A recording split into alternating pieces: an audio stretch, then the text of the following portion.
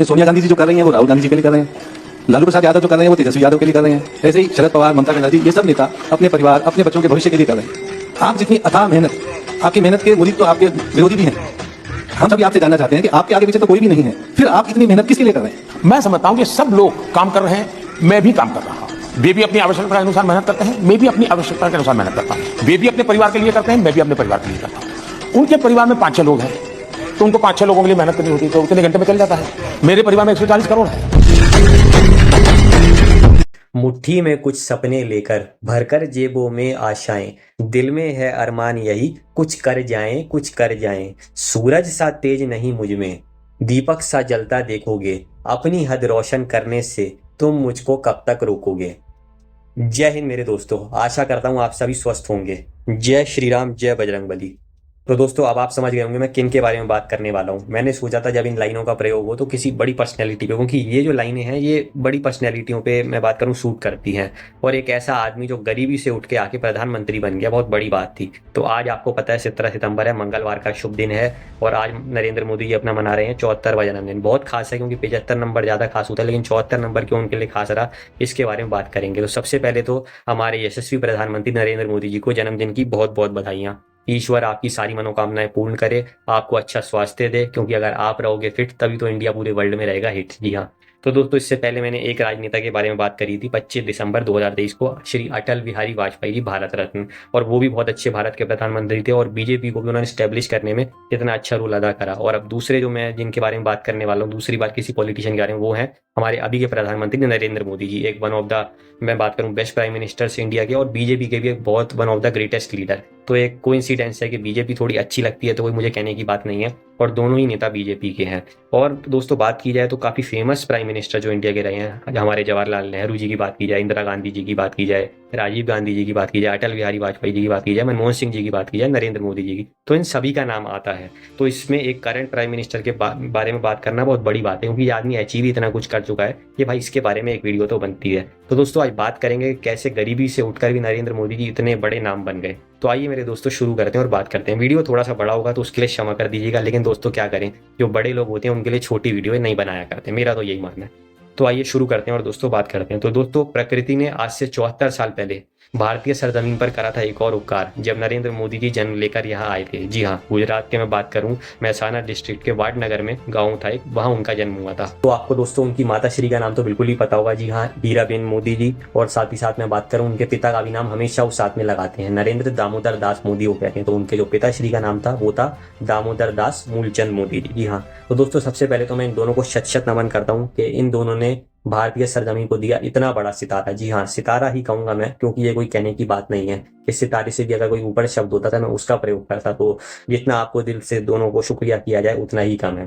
तो दोस्तों शुरुआत मैं वहां से करता हूँ जब नरेंद्र मोदी जी 5-6 साल के थे, और वहां से उनका जो मैं बात करूँ परिश्रम था वो शुरू हुआ था। तो उनके जो पिताश्री थे दामोदर दास मूलचंद मोदी जी, वो चाय का अपना स्टॉल लगाते थे और उनकी मोदी जी अक्सर मदद करवाया करते थे, क्योंकि रेलवे स्टेशन उसी के पास था। तो अक्सर चाय जाकर बांटा करते थे और उनसे अच्छी अच्छी चीजें सीखते थे। और वो कहती है, और देखो ये मैंने जितनी बड़ी पर्सनैलिटीज के बारे में बताया, तो मैंने आपको बताया कि उन्होंने अपने फादर से बहुत कुछ सीखा, तो ये एक अच्छी बात है। तो आप लोग भी ऐसा ही किया कीजिए। अब बड़ी बात क्या थी, वो ट्रेन में जब लोग को चाय देने जाते थे तो सबसे कुछ सीखते थे। जो आज हम देखते हैं ना खिलाड़ियों से कुछ सीख रहे होते हैं कि आप कुछ बताओ, एक्टर से सबसे, हालांकि ज्ञान तो इनके पास खुद भी बहुत है। ये कला इनमें 5-6 साल से थी, और धीरे धीरे सीखते सीखते भाई इनको लगा कि यार अच्छा लगता है, बहुत अच्छी चीज थी।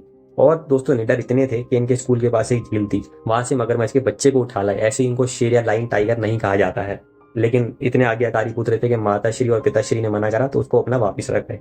अब 8 साल की जब इनकी उम्र थी तब इनके जीवन में आया टर्निंग पॉइंट कि भाई इनके जो हिंदी के टीचर थे, मैं बात करूं चंद्रकांत जी, जी हाँ, उनसे इंस्पायर होकर इन्होंने जो है शाखा ज्वाइन करी, किसकी, आरएसएस की। जी हाँ। तो फाइनली इन्होंने अपना शाखा ज्वाइन करी और वहां पे भी इनकी एक बहुत रेगुलरिटी रहती थी। और इनकी यादा शुरुआत से ऐसी थी, जहां ये जाते थे फेमस हो जाते थे। इनकी पर्सनैलिटी अलग थी कि सब लोग ही दीवाने हो जाते थे, कोई मुझे आपको बताने की जरूरत नहीं है।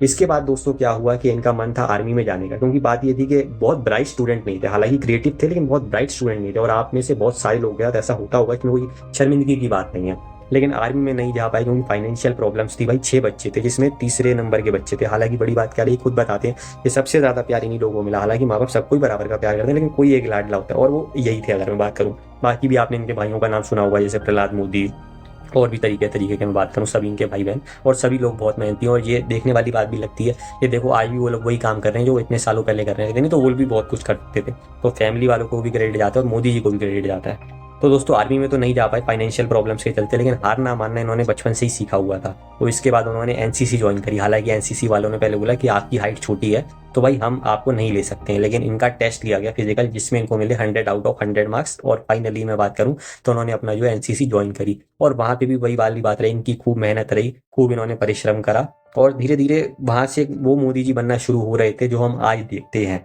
लेकिन दोस्तों 13 साल की उम्र में मैं बात करूं इनकी शादी तय कर दी गई, और लगभग 17 साल की उम्र यानी 1967 में यशोदाबेन जी से इनकी शादी हो गई। लेकिन रिश्ते निभाना इनको शुरुआत से ही पसंद नहीं था। जरूर अपनी फैमिली के साथ तो बहुत अच्छे से रहते थे, लेकिन इस चीज़ के लिए तैयार नहीं थे। तो ये इन्होंने कहा भाई मैं घर छोड़ के जा रहा हूँ, क्योंकि स्वामी विवेकानंद जी के बहुत बड़े फैन थे और अक्सर उनकी किताबें पढ़ते थे। लाइब्रेरी में जाके गवर्नमेंट की बात करूँ, पुराने न्यूज़पेपर्स और पुराना इतिहास पढ़ते थे। और बड़ी बात दोस्तों क्या थी कि इनको रुचि थी इंडियन इतिहास में, बात करूँ इंडियन हिस्ट्री में। और उसमें बड़ी बात क्या रही, जब 1962 में इंडिया हार गया था ना चाइना से, तो इनको बहुत दुख लगा। और हम जो अक्सर बड़े खिलाड़ियों का सुनते हैं कि भाई जब इंडिया मैच हार गया तो उसने कहा मैं भी क्रिकेट खेलूंगा, तो दिन इन्होंने भी डिसीजन लिया था मुझे भी कल को एक राजनेता बनना है और इंडिया के लिए कुछ बड़ा करना है। इससे भी इनकी चीज़ पता चलती है कि 1971 में जब इंडिया, आपको पता है, जंग जीता था, बॉर्डर वाली मूवी जो आपको याद होगी, तो तब बड़ी बात क्या रही कि इनकी जो रेस्पेक्ट इंडियन आर्मी के लिए वो डबल हो गई, जो पहले से ही डबल से भी ट्रिपल थी वो दोगुनी हो गई।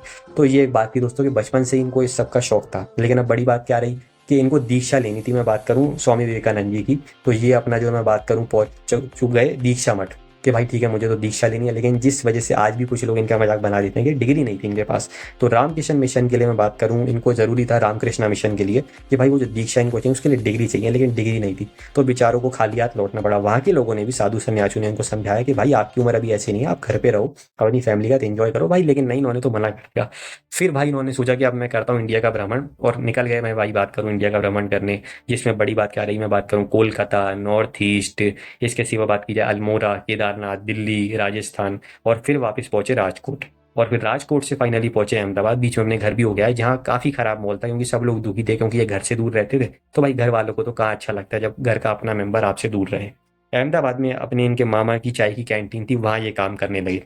और वहीं से ही मैं बात करूं, फिर ये आरएसएस में गए, और इनको वहाँ किससे पहले इनकी मुलाकात हुई आप समझ गए होंगे। फिर से आपने सुना होगा, अगर आपने कभी इनकी कहानी सुनी हो, लक्ष्मण राव जी से, जिनसे बचपन में भी मिले थे, जिसकी वजह से एनसीसी में गए थे प्रेरित हो गए, जिनको हम वकील साहब अक्सर उनका नाम कहा जाता है। तो उनसे ये बहुत प्रेरणा लेते थे, और उनका बहुत बड़ा रोल है नरेंद्र मोदी जी को बनाने में। तो उन्होंने उनको आरएसएस ज्वाइन करने के लिए कहा और कहानी करवाई। और वहाँ पे मैं बात करूँ तो उनका अपना काम था, लोगों, मैं बात करूँ प्रचारक के तौर पे। और वहाँ पे भी लोग बताते हैं कि बिल्कुल डिसिप्लिन से सुबह उठना, रात को टाइम से सोना, लोगों को प्रेरित करना, लोगों को टाइम पे खाना पीना देना, और भी जो काम है सबको बताना कि आपको इतने बजे करना है। तो आरएसएस में इनका ये प्रचारक का रोल चल रहा था।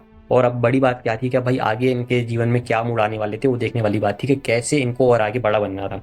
बात ये थी कि पढ़ाई हालांकि नहीं कर रहे थे, क्योंकि जब ये सब आप काम कर रहे होगे तो फिर साथ में भाई पढ़ाई करना आसान थोड़ी है, बिल्कुल आसान नहीं, कोई कहने की बात नहीं है। ये टाइम दोस्तों तब आया जब 1975 में इमरजेंसी लगी। तो एक और इनके जीवन में मोड़ आया कि आरएसएस ने, आप सोचिए, जब इन्होंने 1971 में या 17 में ज्वाइन करी, तो सिर्फ 4-5 साल में एक आदमी इतना बड़ा बन गया कि इंदिरा गांधी जी की जो इमरजेंसी लगी थी उसका विरोध करने के लिए जो आरएसएस को करना था, क्योंकि सारे संगठनों की अगर मैं बात करूँ तो इंदिरा गांधी जी बंद कर रही थी। तो ऐसे में जरूरी था कि भाई ठीक है कोई उसका विरोध करे, तो इनको चुना गया, यानी जान पे बात आ गई थी। और वाकई में भागे थे, इधर उधर छिपे थे, नहीं तो आज हम शायद बात कर रहे होते कि हाँ नरेंद्र मोदी नाम का एक आदमी था जो 25 साल की उम्र में मारा गया। लेकिन भगवान को मंजूर थोड़ी रहा, छिपे छिपाए लड़ाई लड़ी, और यहाँ से इनका कद और बढ़ता गया। बड़ी बात क्या रही, और इसमें बड़ी बात क्या रही कि रीजनल ऑर्गेनाइजर थे, मैं बात करूँ आरएसएस के, तो कोई छोटी मोटी मैं बात करूँ इनकी ऐसी पर्सनैलिटी वहाँ पे भी नहीं थी। अब धीरे धीरे आपको याद होगा, ये वही टाइम था जब बीजेपी बनने लगी थी। लेकिन उससे पहले इन्होंने अपने कुछ, कहते हैं ना ये अधूरे काम जरूर पूरे करते हैं, तो उससे पहले इन्होंने एक बुक भी लिखी। लोग कहीं कोई कहता है कि यार अनपढ़ है, ये है वो, भाई लेकिन आप देखो एक आदमी किताब तक लिख रहा है, और अनपढ़ आदमी किताब नहीं लिख सकता है, ये आप सब जानते होंगे। आज तो छोड़ो, ये बाहर इंग्लिश में बात कर रहे होते हैं, खिलाड़ियों से भी वैसे बात कर रहे होते हैं जैसे सब पता हो। लेकिन आप सोचो कि तब एक किताब लिखते हैं ना, गुजरात की पॉलिटिक्स के ऊपर अगर मैं बात करूँ, वो दोस्तों एक बहुत ही ज़्यादा बड़ी बात थी। अब इसमें दोस्तों बड़ी बात क्या रही कि फाइनली इन्होंने 1980 में अपनी डिग्री भी पूरी कर ली, अपना गुजरात यूनिवर्सिटी से बीए इन पॉल साइंस। तो कभी अरविंद केजरीवाल जी या किसी को देखना हो तो जाके देख सकते हैं। बाकी तो खैर राजनीति तो आपको पता चलती रहती है, तो कोई कहने की बात नहीं है। अब इसके आगे दोस्तों क्या हुआ कि इनको सौंप दिया गया बीजेपी को, यानी मैं बात करूं अटल बिहारी वाजपेयी जी की बीजेपी को, और वहां से अटल जी से उन्होंने चीजें सीखना शुरू करी। अटल जी की पर्सनैलिटी के फैन थे, और भाई अटल जी तो हमारे थे ही ऐसे कि कोई भी उनका दीवाना बन जाए। बिल्कुल सही बात है। इसलिए कहने में कुछ लोग कहते हैं कि अटल जी की चाहे थोड़ी बहुत ही चीजें इनमें आई हैं वो दिखती हैं, इसलिए है। इसके बाद बात की जाए तो 1987 में इनको बीजेपी का बात करूँ ऑर्गेनाइजिंग सेक्रेटरी बना दिया गया। यहाँ पे बात ये थी कि एक बड़ा मेंबर होता है जहाँ बड़े बड़े रोल्स होते हैं, क्योंकि भाई ये पार्टी अभी स्टैब्लिश हुई थी, 5-6 साल हुए थे और 2-2 सीट लाने वाली पार्टी थी, तो बड़ा काम इनको करना पड़ता था। अगले 3-4 साल बहुत मेहनत करी और फिर इनको इलेक्शन कमेटी का बीजेपी का मेंबर बना दिया गया। यहाँ इसका मतलब ये है कि अब जो भी बड़े बड़े काम होंगे उसमें इनकी इन्वॉल्वमेंट होगी, क्योंकि भाई बात सीधी सी है कि इलेक्शन लड़ना, उसके लिए प्रचार करना जरूरी, तो जो आज भी करते हैं, 1990 में भी करते थे और 2024 में भी, तो तब भी इनके दम पे चीजें होती थी, आज भी। बस तब थोड़े छोटे थे, आज इनका कद बहुत बढ़ चुका है, यही फर्क है। तो भाई फिर रथ यात्रा जो आपको याद होगा अडवाणी जी ने निकाली थी, उनके सारथी थे। जी हाँ, बिल्कुल सही आपने कहा, उनके सारथी बने थे ये, और बहुत बड़ा इसलिए कहा जाता है कि रोल प्ले करा राम मंदिर में। ऐसे ही नहीं बस आज लोग कह रहे थे कि भाई क्यों ये पूजा कर रहे हैं, चलो आज तो ये प्रधानमंत्री थे भाई, लेकिन इस बंदे ने तब भी काम करा था, ऐसा नहीं है कि सिर्फ आज करा था। इसके बाद दोस्तों बात की जाए तो फिर 1995 में इनको कहा गया कि आप मेन प्रचारक होंगे गुजरात के इलेक्शन में, भी आप गुजराती हो, आप इतने साल यहाँ रहे। उन्होंने कहा ठीक है, और बीजेपी ने दोस्तों बहुत ही बड़े मतों से जीत हासिल करी, और ये कहा गया कि हाँ यार इनकी वजह से जीत मिली है। फिर दोस्तों आया 2001 में इनका टर्निंग पॉइंट, जब केशुभाई पटेल की तबीयत खराब रहने लगी और इनको गुजरात का सीएम बना दिया गया। और दोस्तों बस फिर इसके बाद क्या था, जो हम कहते हैं कि 3 बार लगातार सीएम बनना, 12 साल, जबकि बीच में गोधरा कांड भी हुआ था, हालांकि उससे इनको क्लीन चिट मिली। तो क्या था दोस्तों गुजरात के सीएम में इनका ऐसा बनना? दोस्तों रईस मूवी अगर आपने शाहरुख खान की देखी तो उसमें दिखाया कि गुजरात में पहले कितना क्राइम था, दारू बढ़ती थी। तो अच्छा ही हुआ दोस्तों मेरे हिसाब से, और ऐसा काफी लोगों ने कहा कि रईस पहले ही चला गया, क्योंकि अगर रईस इनके टाइम पे आता ना तो फिर रईस फिर से जाता ऊपर। ये कोई कहने की बात है, क्योंकि एक ही बदमाश रह सकता है। और चक दे इंडिया में एक डायलॉग था ना कि यहाँ का सबसे बड़ा गुंडा मैं ही हूँ, तो गुजरात के उस समय सबसे बड़े बदमाश थे नरेंद्र मोदी जी। तो किसी की बदमाशी चलने वो देते, ऐसा नहीं हो सकता। और साथ में थे उनके बहुत ही चहीते मित्र, तब भी थे, आज भी हैं और आगे भी रहेंगे, अमित भाई शाह। तो क्या आसान था? बड़ी बात अब दोस्तों क्या रही, 3 फैक्टर्स में बात करूं, इकोनॉमिकल की बात की जाए, एग्रीकल्चर की बात की जाए, इसके सिवा ट्रांसपोर्टेशन, सब पे इन्होंने काम करा और गुजरात को बना दिया स्मार्ट सिटी मॉडल। एक जो कहा जाता है ना, कांग्रेस ने कहा गुजरात तो पहले से ही बहुत फ्लरिश था, हाँ जी बिल्कुल था, लेकिन इतनी स्मार्ट सिटी बना देना आप या कोई करके तो दिखाओ तब हम माने। बड़ी बात दोस्तों क्या रही, 2010-11 में जब एक इकोनॉमिक रेट आया तो पता चला कि 10.91 ग्रोथ है इनकी। आप सोचिए, जो उस समय इंडिया की पूरी किसी भी स्टेट की नहीं थी। तय था कि 2012 में जीतेंगे, और 20 दिसंबर को जब रिजल्ट आया तो लगातार तीसरी बार जीत गए। अन्ना जी का आंदोलन चल रहा था और अब लगभग तय था कि ये हारेंगे, लेकिन कोई ऐसा बंदा चाहिए जो इनको हरा पाए, क्योंकि आडवाणी जी वो काम नहीं कर पा रहे थे 2 बार से, जो अटल जी ने एक बार करा। चाहे मेजोरिटी अटल जी नहीं ले पाए, लेकिन हराया तो था ना, तो कोई ऐसा बंदा चाहिए जो मेजोरिटी भी दिलवा सके। तो राजनाथ सिंह को बहुत बड़ा क्रेडिट जाता है कि भाई अपनी उन्होंने छोड़कर 2013 में खुद सोचा कि नहीं यार इनको बनाओ। नहीं तो आडवाणी जी पहले सोच रहे थे कि मैं बन जाऊं, और ये होता आदमी नहीं छोड़ पाता है। लेना तो हर कोई सब कुछ चाहता है, लेकिन छोड़ने वाली बात होती है ना, वो राजनाथ सिंह जी ने करके दिखाया, और उस प्रेस कॉन्फ्रेंस ने इंडिया का इतिहास आगे चल के बदल दिया। क्योंकि 2014 में इलेक्शंस हुए, और मैं बात करूं भाई बीजेपी ने 282 प्लस सीटें जीती, जिसमें वाराणसी से अरविंद केजरीवाल इनके खिलाफ लड़े थे। अभी बड़े हंस रहे थे इतने कम वोटों से जीते, हाँ बिल्कुल जीते, लेकिन 14 में आपको कितनी बुरी तरीके से हराया था ये आपको जीवन भर याद रहेगा। तो बिल्कुल धराशायी कर दिया था कांग्रेस और सबको, और बस यहीं से पतन की शुरुआत हो गई थी, जिसको आज हम इंडिया गठबंधन कहते हैं।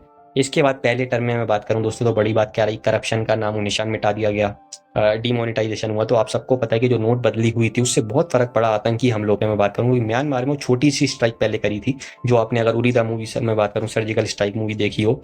उसके बाद बड़ी बात क्या रही, जब यहाँ पे हमारे जवान शहीद हो गए तो भाई जाके घुस के अटैक करा। ये नहीं करा पहले की तरह कि भाई अब कोई बात नहीं, ताज अटैक हो गया तो कोई बात नहीं, मेजर संदीप उन्नीकृष्णन मैं बात करूं मारे जाए तो कोई दिक्कत थोड़ी है, सही बात है, उनका क्या है, उनकी फैमिली हमें क्या मतलब, वो वाली से। इस बार ऐसा नहीं था, इस बार बड़ी बात क्या रही है, जाके अटैक करा, और वही वाली बात कि ये नया इंडिया है, घर में घुस के मारेगा, मारा। अब ठीक है लोग कहते हैं कि फ्लूक है। उसके बाद जीएसटी का आया, क्योंकि भाई बात सही है कि अलग अलग तरीके के टैक्स लगते रहेंगे तो कैसे चलेगा।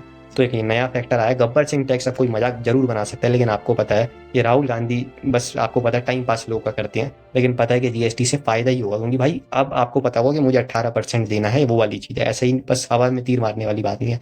अब 18 में कांग्रेस भी समझ गई थी कि भाई ये तो फिर से ही जीतेंगे, कोई कहने की बात नहीं है। पुलवामा अटैक हुआ, हमारे 45 जवान शहीद हुए, इस बार हमने करी एयर स्ट्राइक, जी हाँ, और घुस के मार दिया। वो नीचे से वेट कर रहे थे, हमने ऊपर से जाके मारा और 300 आतंकियों को ढेर कर दिया। उसके बाद भी सबूत लोग मांग रहे थे, सिद्धू जैसे, अरविंद केजरीवाल तो पहले भी मांग रहे थे, अखिलेश यादव, लालू यादव, ये सब कर रहे थे। लेकिन बड़ी बात क्या रही, जब आपको याद होगा हमारे अभिनंदन जी वहां पे ही गिर गए थे और वापस नहीं आ पा रहे थे, तो चेतावनी दी थी कि इमरान खान अगर उसको खरोच भी आई ना तो पाकिस्तान को, मैं बात कर रहा हूँ, हिंदुस्तान के नक्शे से मिटा दिया जाएगा। लोग बात करेंगे पाकिस्तान नाम का कोई देश हुआ करता था। और उन्होंने बाद में कहा कि हमें ऐसे, मैं बात करूँ पीस ऑफ गेस्चर, इनको वापस कर रहे हैं। नहीं, पीस ऑफ गेस्चर नहीं, आप डर से वापस कर रहे थे। और पहली बार दुनिया ने सही मायने में बोलबाला देखा था इंडिया का, इतना बड़ा मैं बात करूं, क्योंकि ऐसे इससे पहले वर्ल्ड में मुझे नहीं पता कितनी बार भी हुआ होगा कि भाई कोई आदमी वापस आ गया हो जब जंग लड़ रहे हो और ऐसा हो गया हो, और वो भी सिर्फ 2-3 दिन के अंदर। बहुत बड़ी बात थी, जीत तय हो गई थी। और अब की बार तो भाई मैं बात करूं 303 सीटें बीजेपी ने जीत ली और 1 साइड जीत। और आते ही ऐसे पंच मारे, आर्टिकल 370 आपको पता है भाई हटा दिया गया 5 अगस्त की, वो बहुत ही सुनहरी डेट थी। राम मंदिर का भी फैसला है, कितना भी कहो आपको सरकार को क्रेडिट देना पड़ता है। 3 तलाक की बात करूं, सीए लाए, दंगेबाजी हुई, सब कुछ हुआ, लेकिन अमित शाह ने कहा भाई ऐसे नहीं, मेरे सामने किसी की नहीं चलेगी, क्योंकि जान दे देंगे इस देश के लिए, ऐसी थोड़ी वो कहते हैं। और किसके ऊपर से ऑर्डर्स होते हैं? नरेंद्र मोदी जी के। लेकिन दोस्तों थोड़ी किस्मत भी कहते हैं ना खराब रहती है, कि जब सब कुछ सही चल रहा होता है, जैसे आपके लिए था, मेरे लिए था, हम सबके लिए था कि कोविड आ गया और बीच में 2 साल बेकार हुआ। लेकिन दोस्तों ये आप भी जानते हैं और मैं भी जानता हूँ कि अगर उस टाइम वो लॉकडाउन जो लगाया गया था, जनता कर्फ्यू कह रहे थे अरविंद केजरीवाल, राहुल गांधी के थाली बजा रहे हो, ये सब कर रहे हो, भाई अगर नहीं लगाते ना पहली बार में, जो दूसरी बार इनसे थोड़ी गलती हुई ये हम भी मानेंगे। और ये बीजेपी वाले जो लोग होंगे, चाहे मोदी जी के कट्टर फैंस भी हों, जो बिल्कुल बाकी लोगों को भी कुछ नहीं समझते, जो अटल जी के लिए भी कभी कभी कह देते हैं कि यार अटल जी भी उतने बढ़िया नहीं थे, ये गलत करते हैं। कुछ मोदी जी के जो मैं कहता हूँ ना टॉप फैन, जो हम बड़े बड़े पर्सनैलिटीज के लिए कहते हैं, ये गलत करते हैं। लेकिन मैं कह रहा हूँ कि ये बात हर कोई मानेगा कि दूसरी बार में थोड़ी गलतियां हुई, लेकिन अगर आप पहली बार के लिए क्रेडिट नहीं दे रहे तो दूसरी बार के लिए क्रिटिसाइज भी मत करो, क्योंकि आपने कहाँ क्रेडिट दिया, आप तो हंस रहे थे कि यार हाँ यार लग गया। हाँ सही बात है, अगर पहली बार में लोग मर जाते ना, और मैं बताऊं दूसरी बार की मुसीबत इतनी खतरनाक नहीं होती जितनी पहली बार होती है, क्योंकि अनदेखी मुसीबतें ज्यादा खतरनाक होती हैं। तो अपना लॉकडाउन लगाया और देखो बाहर भी वैक्सीन पहुंचाई, देखा दुनिया ने, यहाँ शोर मचा रहे थे लालू यादव और अरविंद केजरीवाल और अखिलेश यादव कि हमें वैक्सीन दो, क्या हुआ आपको नहीं लगी, मुझे नहीं लगी, भाई सबको लगी ना, वो वाली बात है। तो तब देखा दुनिया ने बोलबाला कि भाई वैक्सीन भी लगी। इसके बाद बात की जाए तो 19 में वो जो मैंने आपको बताया था कि भाई रह गया था हमारा मिशन चंद्रयान, तो तब भाई बिल्कुल उनके साथ खड़े रहना रात तक, कोई कह सकता है कि पनौती है, बहुत बड़ी बात थी। और फिर जब 2023 में हुआ वो जो मैंने अभी वीडियो बनाई थी, तो खुद के शिवान सर ने कहा कि भाई बहुत अच्छा लगा, प्रेरित करा, नहीं तो पहले नहीं किया जाता था। आप ये बात सोचोगे आज हो गया तो आज वाली सरकार बढ़िया है, अब ज्यादा मेडल जीतने, लेकिन आप खुद देखो ज्यादातर खिलाड़ी भी कह रहे होते हैं, अगर आप कोई 10 में से 1 हटा दो तो 9 खिलाड़ी तो यही कह रहे होते हैं। और यार मुझे तो CWG में इतनी बड़ी बात लगी कि मैं कम से कम 100 खिलाड़ियों का नाम बता सकता हूँ क्रिकेट में एक साथ, क्योंकि भाई इतना मैंने क्रिकेट को मतलब बात करूं टाइम दिया है, एक अपना टैलेंट भी है, वो वाली बात है। लेकिन भाई ये आदमी है ना जो ये सबके बारे में ही बता सकता है। ये CWG जब था तो 200 खिलाड़ियों का इसको नाम पता था। आप सोच के देखो, क्या आप बता सकते हो? नहीं। क्या मैं बता सकता हूँ? नहीं, क्योंकि ये काम आम आदमी कर ही नहीं सकता ना, वो वाली चीज। और बहुत बड़ी बात है, और रट्टा मार के नहीं आए हुए थे, पता था कि एक एक खिलाड़ी के बारे में सब कुछ, बहुत बड़ी बात है। अभी आप देखो ऋषभ पंत ने बताया जब वर्ल्ड कप जीते थे एक्सीडेंट हुआ, आप वहीं देख लो, वहाँ मैच हुआ है, तो इस बात पे हो रहा है कि भाई नरेंद्र मोदी स्टेडियम में मैच क्यों हंस रहे हैं लोग, इंडिया के हारने, मतलब उनको इंडिया का हारना तैयार है, बस इस आदमी की फजीयत हो जाए। पनौती कह दिया राहुल गांधी ने। लेकिन अब इस बार क्या हुआ जब जीते, अरे भाई वहाँ गए ड्रेसिंग रूम में तो खुद मोहम्मद शमी ने कहा और भी खिलाड़ियों ने कहा कि हमें बहुत अच्छा लगा, रविचंद्रन अश्विन ने कहा कि मोदी जी आए, विराट रोहित इतनी ज़्यादा बात नहीं करते, नहीं तो अगर उनसे भी आप पूछेंगे तो वो भी पर्सनली कहेंगे। और थोड़ा खिलाड़ी कटते भी होंगे, सामने वाले दुश्मन ऐसे बना लेते हैं ना कांग्रेस के। गौतम गंभीर मेन एग्जांपल है कि देखो उस इतने अच्छे इंसान को उन्होंने बिल्कुल विलेन बना दिया कि भाई बीजेपी से खड़ा कैसे हो गया। बस अगर कोई बीजेपी या मोदी की तारीफ कर दे तो आदमी बहुत बुरा है, चाहे फिर वो क्रिकेट का भगवान सचिन तेंदुलकर ही क्यों ना हो। क्यों उसके साथ हुआ? क्योंकि वो मोदी जी की अच्छी चीज़ों को फेवर करता था कि भाई बहुत अच्छा कर रहे हैं अमिताभ बच्चन, इतने हमारे बड़े शहनशाह जो बॉलीवुड के, वो क्यों बुरे लग जाते हैं इनको? इसलिए क्योंकि भाई फेवर कर रहा है। तो सही बात है, आपका दुश्मन बन जाए, लेकिन आप बनाते रहो, आप उनका कुछ भी नहीं उखाड़ सकते, और इनका तो आप बिल्कुल ही कुछ नहीं उखाड़ सकते भाई। तो यही वाली बात है। इसके बाद दोस्तों फिर ठीक है, 2024 का इलेक्शन आया और आपको पता है कि जो रिजल्ट्स वो सोच रहे थे 400 सीटें, वो तो क्या 240 सीटें आई। और उस दिन दुखी थे, और दुखी पूरा देश ही होगा जो अच्छा देशवासी होगा। क्या दुख हुआ पता है क्या? अपने लिए दुखी नहीं था वो आदमी, वो तो उसको पता था मैं जीत ही जाऊंगा। वो ऐसा आदमी, ये ऐसी गवर्नमेंट है, ये अटल जी वाली गवर्नमेंट नहीं, ये तोड़ जोड़ के भी बना लेती और राहुल गांधी और सब देखते रह जाते, पूरा इंडिया गठबंधन। लेकिन दोस्तों वही वाली बात रही कि उसको जो काम और आगे करने थे ना, वो उसको रहा था मैं नहीं कर पाऊंगा। लेकिन दोस्तों बड़ी बात पता है क्या? ये बाजीगर है, क्योंकि हार कर जीतने वाले को बाजीगर कहते हैं। और ये अभी भी वो काम करके जाएगा, आप देखना अगले 4-5 साल। और यही आप और मैं आशा करते हैं, क्योंकि हमारा देश आगे जाना चाहिए, हमारा देश ऊपर रहना चाहिए। जो अटल जी ने कहा था कि सरकारें आएंगी जाएंगी, सत्ता का खेल तो यूं ही चलेगा, पार्टियां बनेंगी बिगड़ेंगी, लेकिन ये देश रहना चाहिए, ये देश का संविधान रहना चाहिए। इन लोगों को ये चीज़ हजम नहीं हो पाती है कि हम लोग सत्ता से ज़्यादा दूर कैसे रहें। अटल जी को तो परेशान करते ही थे, और वो बेचारे एक बार में परेशान हो गए, चले भी गए। लेकिन अब इन लोगों ने तो भाई बिल्कुल इनको तोड़ मरोड़ दिया। और आगे तो आप देखो योगी जी और अभी पता नहीं कौन कौन आएगा। लेकिन मैं बात यहाँ मोदी जी की पर्सनैलिटी की कर रहा हूँ कि भाई देखो उन्होंने कैसे आके हिला डाला पूरी इंडिया को, पूरी कांग्रेस को, पूरे इंडिया गठबंधन को, पूरे वर्ल्ड को। और अब वर्ल्ड में बाहर बोलबाला देख लो, मैं 2014 से देख रहा हूँ ब्रिक्स वगैरह का जब भी सम्मेलन होता है, कुछ भी होता है, मेलोनी जी का वो एक मजाक जरूर चलता है। लेकिन आप देखो भाई मेलोनी जी कहाँ गलत है। मेलोनी जी का कोई भी आदमी होगा ना, वो इनकी पर्सनैलिटी से पैदा हो ही जाएगा। बाइडन मैं बात करूं, ओबामा थे, बीच में ट्रम्प थे, ठीक है, ऋषि सुनक तो खैर इंडियन ही थे, या और भी कोई हो, पुतिन आप देख लो भाई, सिर्फ इन्हीं की बात मानता है। क्यों? क्योंकि पर्सनैलिटी ही ऐसी है भाई, कोई मजाक की बात नहीं है। और होपफुली आगे भी अच्छे काम ये करेंगे, मैं आशा करता हूँ। और बिल्कुल मोदी जी, आपको मेरा पूरा सपोर्ट आगे भी रहेगा। दुख हुआ था उस दिन 4 जून को पहली बार, अगर आपके साथ मेमोरीज की अब बात करूंगा जल्दी, लेकिन बात यह है कि दुख हुआ था उस दिन पहली बार आपके साथ इतने सालों में, कि यार आज जीतना चाहिए था और अच्छे से, लेकिन नहीं हो पाया। लेकिन कोई बात नहीं, प्रभु श्री राम है ना, जो आज उन्हीं का दिन है, और हनुमान जी का, तो जो राम को मानते हैं उनका हित कोई कर सकता है कुछ वक्त के लिए, लेकिन ज़्यादा टाइम के लिए नहीं। बुराई थोड़े टाइम के लिए हावी हो सकती है, लेकिन ज़्यादा टाइम के लिए नहीं। और लास्ट ईयर मैंने कहा था, अभी कहूँगा उस बारे में। तो अब दोस्तों मैं बात करता हूँ कि मोदी जी के साथ मेरी फेवरेट मेमोरी क्या है। तो दोस्तों 20 दिसंबर 2012 को जब ये तीसरी बार जीते थे, तो मेरे पापा संजय भारद्वाज जी ने इनके बारे में बताया था। ऑब्वियस सी बात है, मैंने बताया अटल जी के तो कितने बड़े फैन हैं, बट इनकी भी मैं बात करूँ, पर्सनैलिटी के बहुत बड़े फैन हैं, इसमें मुझे कोई कहने की बात नहीं। तो उन्होंने बताया था कि ये लगातार तीसरी बार सीएम बन रहे हैं और बहुत अच्छा काम कर रहा है, और होपफुली प्रधानमंत्री बनेंगे। और जैसा वो कहते हैं ऐसा अक्सर 10 में से 9 बार हो जाता है, ये मैं उनसे अक्सर मजाक करता हूँ। तो ये एक बहुत बड़ी बात है कि अक्सर उनका नाम आता ही है जब भी कोई बड़ी पर्सनैलिटी जो मेरे जीवन में आई हो, तो उन्होंने ज़रूर उसके बारे में बताया हो। इसके बाद आते हैं कुछ और लोग। मेरे एक सर कॉलेज में थे, अमित सर, मैं बात करूँ आपके बहुत ही बड़े फैन में बात करूँ, और कॉलेज के उन 3 सालों में आपकी उनसे काफ़ी मैं बात करता था, और आज भी व्हाट्सएप पे करते हैं। जब आपने शपथ ली तो उन्होंने मुझे बधाई दी, मैंने उन्हें बधाई दी, और बहुत ही अच्छे इंसान भी हैं वो। जैसे मैंने कहा कि हेल्पफुल है, कि मैंने उनको बोला कि एक बार डॉक्यूमेंट्स मुझे चाहिए थे कोविड में, तो नहीं मिल पा रहे थे, तो उन्होंने ला के दिया, और उन्होंने कहा बेटा मैं बैठा किस लिए हूँ। और यही वाली चीज़ है। और सेम मेरे पापा का भी ये कि भाई किसी को भी कोई हेल्प चाहिए हो ना, तो बस तुरंत आ जाते हैं कि भाई कुछ भी ज़रूरत हो, ठीक है। ऐसे ही मैं बात करूँ, मेरा दोस्त शुभम, आपका बहुत ही बड़ा फैन, जिसको हम कॉलेज में कहते थे मोदी जी, मेरा काफ़ी खास दोस्त। और हमने आपकी जो पीक थी 2017 से 19 की, वो हमने साथ में एंजॉय करी। मुझे आज भी याद है, ये आया था 5 अगस्त को, और कहा कि अक्षत भाई आर्टिकल 370 हट गया, और मैं एकदम खुशी से झूम उठा। मैंने कहा अरे वाह नरेंद्र मोदी जी, और इसने कहा वाह अमित शाह जी। हालांकि अमित शाह मैं अपने आप को नहीं मानता या मैं नहीं बोलता, बट ये मुझे अक्सर मजाक में बोल देता था, लेकिन इसको हमारी क्लास वाले मोदी जी कहते थे, क्योंकि ये बंदा बिल्कुल जुझार हुआ था कि अक्षत भाई मैं मोदी जी को हारने नहीं दूंगा। मैंने कहा टेंशन मत ले भाई, हारने नहीं देंगे, ऐसे हम भी जो सीधी सी बात है। और भी मेरे काफ़ी फैंस हैं। एक मैं बात करूँ, मतलब आपके काफ़ी बड़े फैंस हैं मेरे सर्कल में। मेरा दोस्त गोलू हमेशा, जो कि मैंने कहा है कि उसकी और मेरी पसंद काफ़ी मिलती हुई है, और वो तो आपसे मिला भी था, कितना लगी वो बंदा होगा। बता रहे थे कि आपने हाथ भी ऐसे मिलाया था कि हाथ ही इतना तगड़ा था, जबकि उसका हाथ भी तगड़ा है।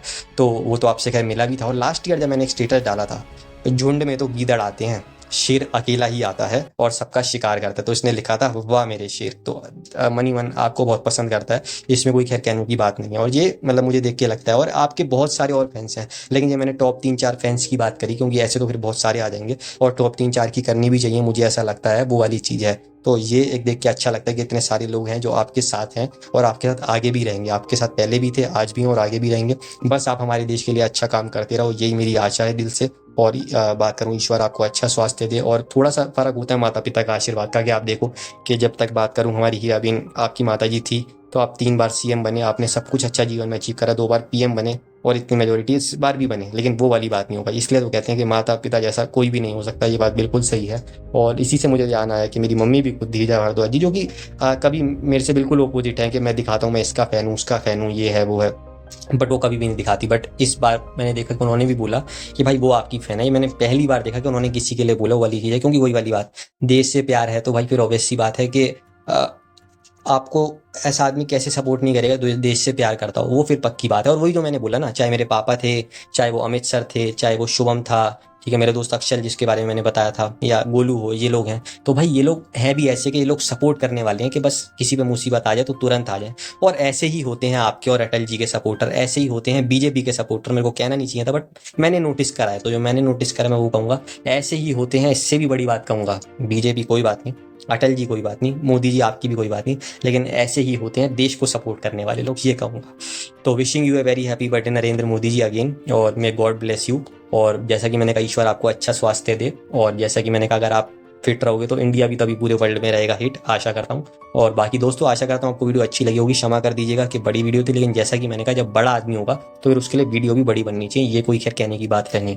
तो आशा करता हूँ आपको अच्छी लगी होगी। बाकी भाई बिल्कुल आपकी अपनी अपनी पसंद है, आप मोदी जी को पसंद करते हो नहीं, ये आपके ऊपर, लेकिन हम तो पसंद करते थे, करते हैं। और जब तक वो सही रास्ते पे निष्पक्ष होकर चलेंगे, हमारे देश के लिए अच्छा करेंगे, तब तक ये अक्षत और अक्षत जैसे बहुत सारे लोग, अमित सर, शुभम, गोलू, अक्षल, संजय भारद्वाज और धीरजा भारद्वाज, और ऐसे बहुत सारे लोग, और भी बहुत सारे लोग हैं, वो आपके साथ हमेशा खड़े रहेंगे, ये मैं वादा करता हूँ। और बीच में मेरे मन में भी ख्याल आता था, बट फिर अब मैंने उसको त्याग दिया। मैंने कहा नहीं, बीच में तो ऐसा ख्याल भी आता था कि भाई अगर पूरी दुनिया से भी आपके लिए टकराना पड़े, लेकिन हाँ, अगर आप अपने मेरे देश के साथ हो और सच्ची चीज़ हो तो उसके लिए भी ये अक्षत तैयार है, बिल्कुल तैयार है, क्योंकि आपने कहा था ना पूरा देश देख रहा है, एक अकेला कितनों पर भारी पड़ रहा है, वही वाली बात है, क्योंकि शेर तो अकेला ही आता है और सभी गीदड़ों का शिकार करता है।